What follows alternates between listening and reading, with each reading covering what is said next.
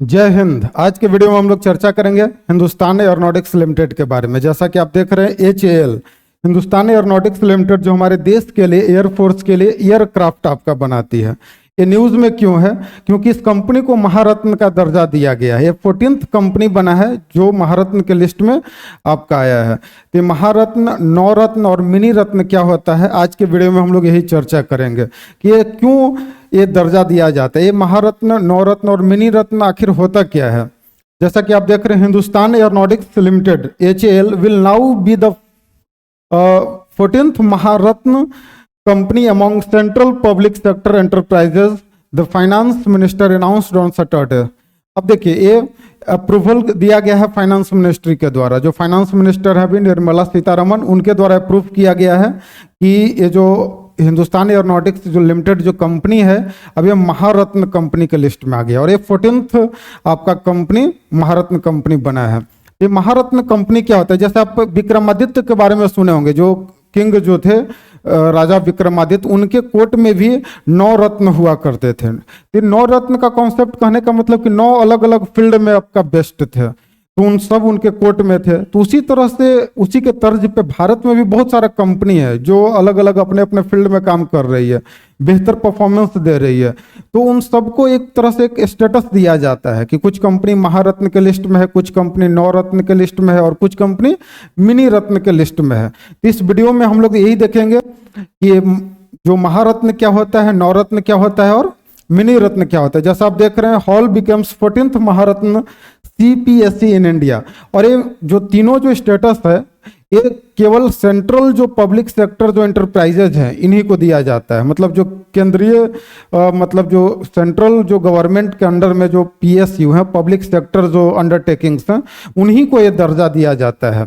कौन कौन सा? महारत्न, नवरत्न और मिनी रत्न। तो हम लोग आज के वीडियो में देखेंगे कि ये क्या होता है। जैसा कि आप देख रहे हैं, Hindustan aeronautics limited, a department of defence production, CPSE has an annual turnover of rupees 28,162 crore and saw a net profit of rupees 7,595 crore in financial year 2023-24। अब ये जो दर्जा दिया जाता है महारत्न, नवरत्न और मिनी रत्न का, ये आपके नेट प्रॉफिट के आधार पे, टर्नओवर के आधार पे, कितना आपका नेट वर्थ है, इसके आधार पे सब दर्जा दिया जाता है। तो हम लोग इस वीडियो में देखते हैं आगे। जैसा कि देखिए यहाँ पे क्या बता रहे, the main aim of assigning the Ratna status to various CPSE was to give operational freedom and decision making power to the state run entities. अब देखिए, कोई भी जो आपका ये सब जो कंपनी है, तो उसके मतलब उसको ऑटोनॉमी दिया जाता है, कुछ फ्रीडम दिया जाता है, कुछ डिसीजन लेने के लिए उनको कुछ ऑटोनॉमी दिया जाता है, स्वायत्तता दिया जाता है। तो ये जो स्टेटस जो दिया जाता है, इसका मेन एम यही है कि ये जो रत्न का स्टेटस इसीलिए दिया जाता है तो टू गिव ऑपरेशनल फ्रीडम, मतलब उनको अपने काम करने का स्वतंत्रता दिया जाता है, and decision making power to the state run entities. The CPSE can decide on certain matters such as investment and new project. ये जो CPSE हैं, जो सेंट्रल पब्लिक सेक्टर एंटरप्राइजेज हैं, इनको कुछ फ्रीडम दिया जाता है। किसमें फ्रीडम दिया जाता है? तो they can decide on certain matters, कुछ मैटर्स पे खुद से डिसाइड कर सकते हैं, जैसे इन्वेस्टमेंट को लेके, कुछ न्यू प्रोजेक्ट्स को लेके, without approaching the government until a particular threshold. और ये मतलब बिना गवर्नमेंट के एक परमिशन के इन लोगों को कुछ फ्रीडम, ऑटोनॉमी दिया जाता है कि आप अपने तरीके से इन्वेस्टमेंट कहीं कर सकते हैं या कोई नया प्रोजेक्ट पे आप काम कर सकते हैं। तो हम लोग इस वीडियो में देखेंगे कि किस तरह से ये सब महारत्न, नवरत्न और मिनी रत्न का शुरुआत हुआ, ये क्या है, इसमें कौन कौन से कंपनी आते हैं, क्या क्या, कितना प्रॉफिट होना चाहिए, कितना नेटवर्थ होना चाहिए, कितना टर्नओवर होना चाहिए, अलग अलग तीनों स्टेटस के लिए। तो देखिए, इसमें हम लोग देखेंगे कि ये शुरुआत हुआ था जो मिनी रत्न और नवरत्न जो कंपनी जो स्टेटस है जो दिया गया कंपनी को, इसका शुरुआत 1997 में हुआ था, ठीक है। और जो महारत्न है इसका शुरुआत 2010 में हुआ था। ये हम लोग को काफी इंपॉर्टेंट है, एग्जाम पॉइंट ऑफ व्यू से इसको समझना है। ये जो महारत्न, नवरत्न और मिनी रत्न का जो स्टेटस जो शुरुआत किया गया इस पॉलिसी को, तो नवरत्न और मिनी रत्न कब शुरुआत किया गया? 1997 में। और महारत्न कब किया गया? 2010 में। और क्यों किया गया था? To make more efficient and competitive. जो हमारे जो पीएसयू जो कंपनी है, जो पब्लिक सेक्टर अंडरटेकिंग्स हैं, इन एक और कैसे मोर एफिशिएंट कैसे हो, ये और कैसे कुशल हो और कैसे बेहतर तरीके से काम करें, प्रोडक्शन करें, ताकि वर्ल्ड लेवल पे एक और कॉम्पिटिटिव बने। ठीक है, तो इसके लिए ये 2 एम था, to make more efficient and competitive. फिर आगे देखेंगे इसमें हम लोग कि अब देखेंगे कि किस तरह से हम तीनों के बारे में चर्चा करेंगे, तो एक एक करके चर्चा करेंगे। तो सबसे पहले हम लोग मिनी रत्न के बारे में देखेंगे कि मिनी रत्न क्या होता है, उसके लिए क्या रिक्वायरमेंट चाहिए, क्या एलिजिबिलिटी चाहिए। फिर नवरत्न के बारे में देखेंगे, फिर महारत्न के बारे में, और फिर सबका लिस्ट देखेंगे कि कौन कौन कंपनी किस लिस्ट में आपका आता है। तो सब एग्जाम पॉइंट ऑफ व्यू से काफी इंपॉर्टेंट है। जैसा कि यहाँ पे देखिए, सीपीएसई आर पुट इन 2 सब categories under the mini Ratna status. अब मिनी रत्न जो स्टेटस, जैसा कि हम चर्चा कर रहे थे, तो मिनी रत्न स्टेटस में भी 2 कैटेगरी रखा गया है। पहला एक है मिनी रत्न 1 और दूसरा है मिनी रत्न 2। तो 2 कैटेगरीज में आपका जो public sector, central public sector जो एंटरप्राइजेज हैं, तो मिनी रत्न स्टेटस में भी 2 सब कैटेगरी डिवाइड किया गया है, कैटेगरी 1 एंड कैटेगरी 2। ये जो मिनी रत्न कैटेगरी जो फर्स्ट स्टेटस है, इसके लिए क्या चाहिए कि कोई भी जो कंपनी है उसको लगातार 3 सालों तक प्रॉफिट अर्न करना चाहिए और कम से कम 1 साल में कम से कम 30 करोड़ का प्रॉफिट होना चाहिए। ये लाइन देखिए, सीपीएसई विच रिपोर्टेड प्रॉफिट्स इन 3 कॉन्जिक्यूटिव ईयर्स, मतलब 3 साल लगातार क्या होना चाहिए, प्रॉफिट होना चाहिए। और कम से कम वो 3 साल में 1 साल ऐसा होना चाहिए जो कम से कम कितना प्रॉफिट होना चाहिए, 30 करोड़ का प्रॉफिट होना चाहिए। And have a positive net worth, और नेट वर्थ पॉजिटिव में होना चाहिए। ठीक है, are classified as a mini Ratna first PSU. अब मिनी रत्न अगर कैटेगरी सेकंड की अगर बात करें, तो सेकंड के लिए क्या चाहिए, PSU with a profit for the last 3 successive years and have a positive net worth are classified as mini Ratna company. अब इसमें सेकंड कैटेगरी में क्या बोल रहे हैं, इसमें भी वही चीज है कि लगातार 3 साल तक क्या होना चाहिए, कंपनी को प्रॉफिट होना चाहिए। ठीक है, और नेट वर्थ क्या होना चाहिए, ये भी पॉजिटिव में होना चाहिए। फिर इसके अलावा क्या बता रहा है, in addition to this condition should have not defaulted on payment of loans or interest due to the government। अब देखिए, कोई भी कंपनी होता है वो लोन लेता है बैंक से, तो ये डिफॉल्ट नहीं होना चाहिए। कैटेगरी 1 जो 2 है, इसमें क्या बता रहे हैं, इसके साथ साथ कि जो भी कंपनी है वो लोन डिफॉल्टर नहीं होना चाहिए। ठीक है, also mini Ratna entities need not depend upon budgetary support और गवर्नमेंट गारंटीज, और उसको कोई बजट, गवर्नमेंट का जो बजट होता है उसके सपोर्ट पे उसको नहीं रहना चाहिए। मतलब खुद फाइनेंशियल अपने आप को इतने एक स्टेबल कंडीशन में हो कि वो खुद से, उसको किसी सरकार के पैसे का जरूरत नहीं होना चाहिए। तो ये आपका मिनी रत्न कंपनी का स्टेटस है। अगर बात करें नवरत्न स्टेटस के लिए, तो नवरत्न स्टेटस के लिए देखिए, यहाँ पे कुछ सरकार के द्वारा पैरामीटर आपका डिसाइड किया जाता है कि इसमें आपका देखिए 1 2 3 4 5 6 पैरामीटर्स हैं और जिसमें रेटिंग दिया जाता है। ठीक है, और उस रेटिंग के आधार पे ये नवरत्न कंपनी का स्टेटस दिया जाता है। जैसे देखिए, पीएसयू डेट है वो mini Ratna status, mini Ratna status 1 and have obtained an excellent और वेरी गुड। सबसे पहले क्या होना चाहिए कि मिनी रत्न 1 का स्टेटस होना चाहिए।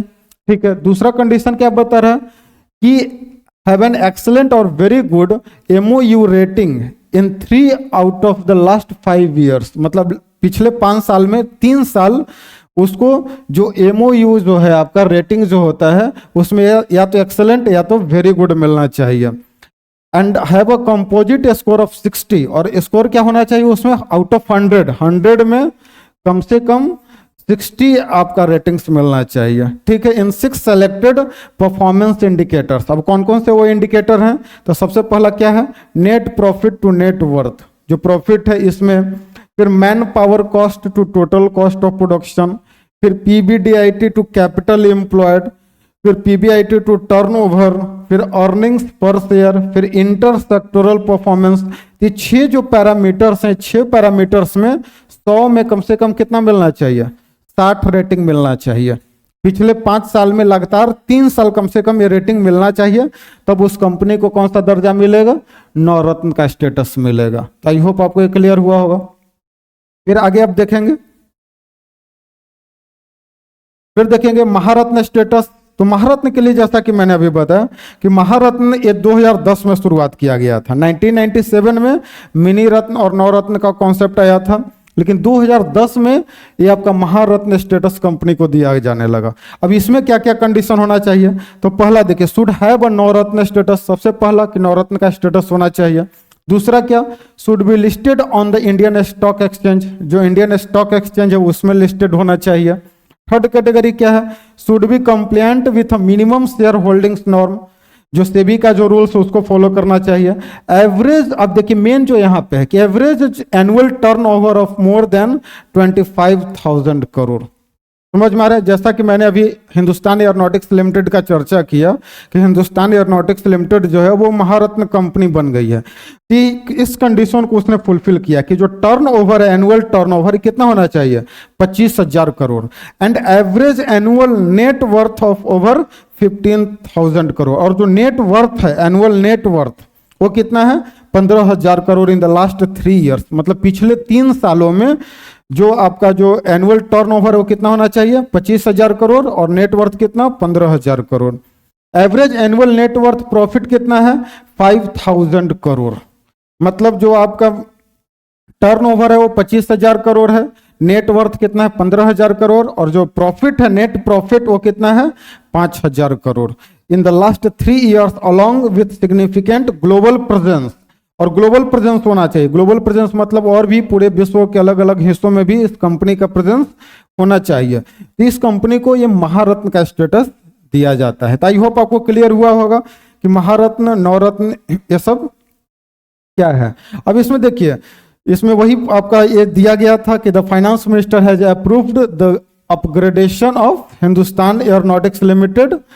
इसको फाइनेंस मिनिस्ट्री के द्वारा अपग्रेडेशन अप्रूव किया गया था कि हिंदुस्तान एयरोनॉटिक्स जो लिमिटेड है, अब इसको किसका दर्जा दिया जाएगा, महारत्न का, और एक 14th महारत्न कंपनी होगी।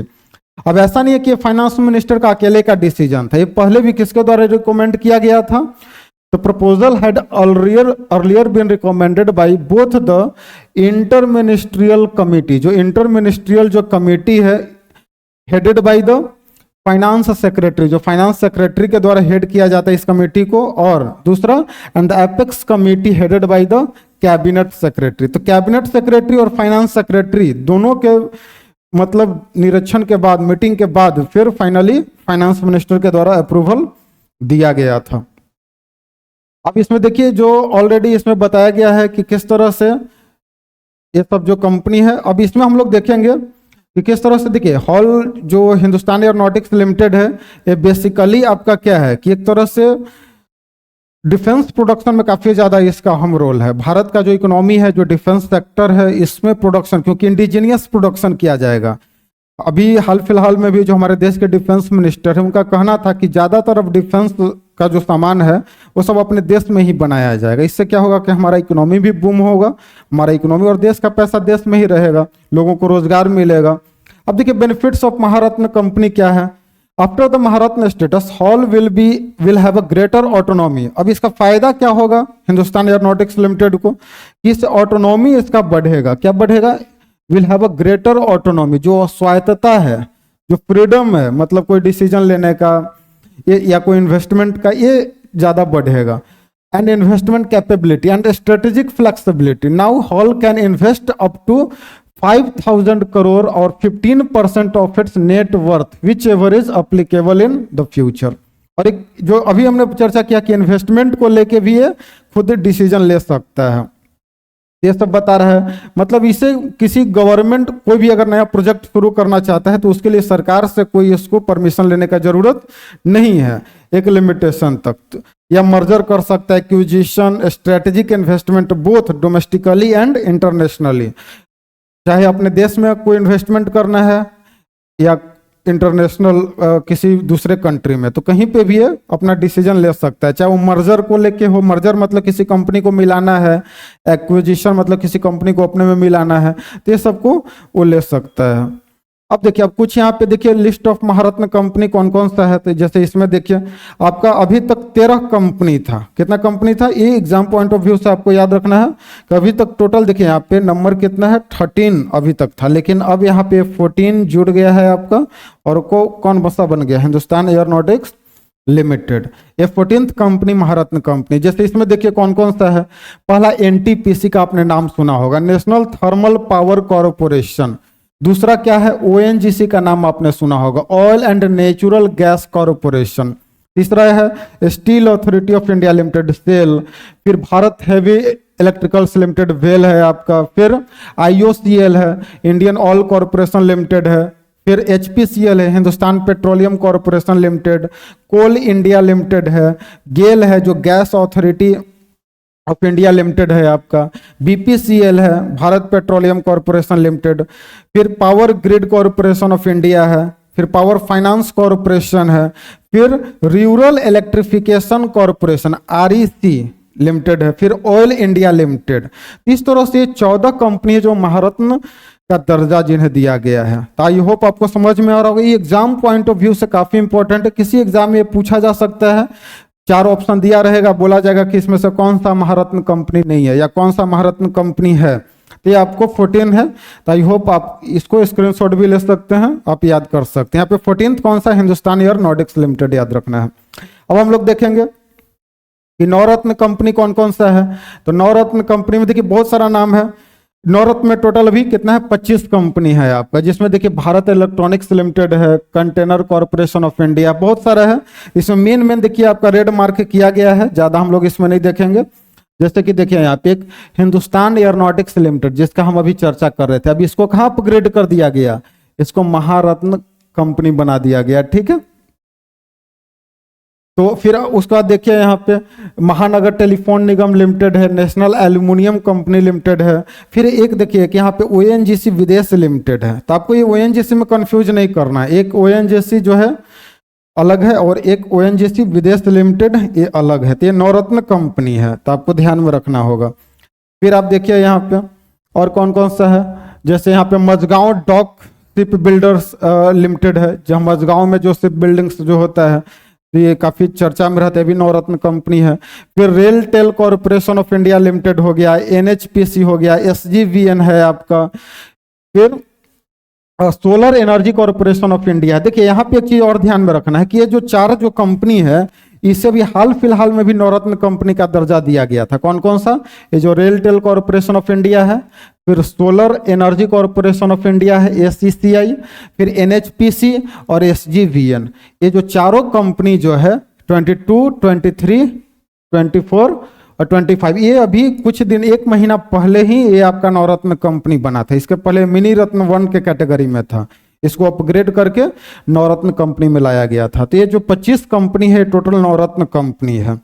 आई होप आपको समझ में आ रहा होगा। तो ये सब याद रखना है, क्योंकि ये सब जीके जीएस में पूछा जा सकता है कि किसको महारत्न का दर्जा दिया गया, कौन सा नवरत्न कंपनी है। और मिनी रत्न में देखिए तो एयरपोर्ट्स अथॉरिटी ऑफ इंडिया है आपका, फिर भारत संचार निगम लिमिटेड जो बीएसएनएल आपका है यहाँ पे, फिर ब्रेथवेट का नाम आपने सुना होगा, फिर कोचिन शिपयार्ड लिमिटेड जो है आपका। तो यहाँ पे देखना है जो मझगांव जो है shipbuilding, Mazagon dock shipbuildings, वो है नवरत्न कंपनी, और जो कोचिन शिपयार्ड लिमिटेड है कौन सा है, मिनी रत्न है। तो इस तरह से बहुत सारा कंपनी है, आप इसको स्क्रीनशॉट भी ले सकते हैं, देख सकते हैं। फिर और अगर देखा जाए हिंदुस्तान पेपर कॉरपोरेशन लिमिटेड है, इंडिया टूरिज्म डेवलपमेंट कॉरपोरेशन जो आईआरसीटीसी जो आप देखते हैं, ठीक है। यहाँ पे देखिए Indian railway catering and tourism corporation limited, तो ये भी आपका क्या है, मिनी रत्न है। Mangalore refinery and petrochemicals limited है।